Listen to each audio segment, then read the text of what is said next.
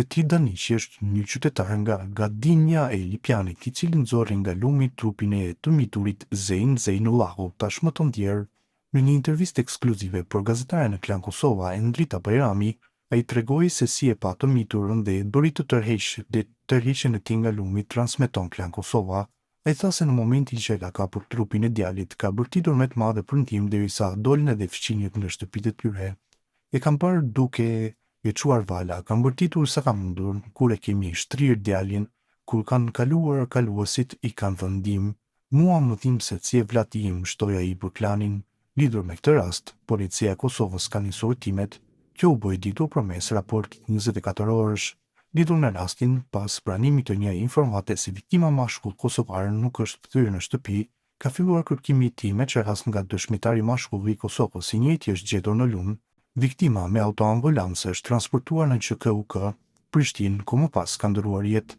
Vdekjen e viktimës e ka konstatuar mjeku kujdestar, ndërsa në vendin e ngjarjes ka dalë njësia përkatëse dhe me vendim të prokurorit trupi pa jetë dërgohet në IML për obduksion, njoftoi policia e Kosovës. Familja e veprimtare të LDK-s Haki Miri thotë se partia mund të ringjallet vetëm nëse largohet klani i Sa Mustafës, i cili sipas tyre e ka kapur partinë. Ata propozojnë që në krye të LDK-s të vinë figura dhe Vjosa Osmani, Donika Gërvallës, Adem Salihaj, Xhafer Tahirit dhe Foton Pecit. Nëse vazhdohet me të njëjtën mendësi të vjetër sipas familjes Imiri, LDK-ja rrezikon të zhduket ndërsa forcohen partitë Guxo dhe Vetvendosja. Në vim shkrimi i plot. LDK-ja ende nuk mund të shpotohet, por vetëm nëse klani i Sa Mustafës largohet plotësisht nga sundimi dhe kapja që ai ka bërë kësaj partie. Pa këtë largim nuk ka ringjallje, ka vetëm zvarritje dhe shuarje. LDK-ja mund të ringjallet vetëm nëse në krye të saj vijnë njerëz me guxim, dershmëri dhe besim qytetar, si Vjosa Osmani, Donika Gërvalla, Adem Salihaj, Xhafer Tahiri dhe Foton Peci. Nëse vazhdohet me të njëjtën mendësi të vjetër, herë lumiri, herë avdyri, atëherë duhet të pranojmë të vërtetën e nënhidhur. LDK-ja nuk do të ekzistojë më, por do të forcohet partia Guxo, do të rriten edhe më shumë Vetvendosja dhe kështu që do të mbyllet përfundimisht kapitulli i LDK-s, së klanit të Sa Mustafës. LDK ka jetu pa ty. Harashia i mshon Hotit dhe shpall kandidaturën me tone të ashpra. Astrid Harashia, sinqerisht, s'po dia kanë fillu disa me bo emisione humoristike apo po flasin seriozisht.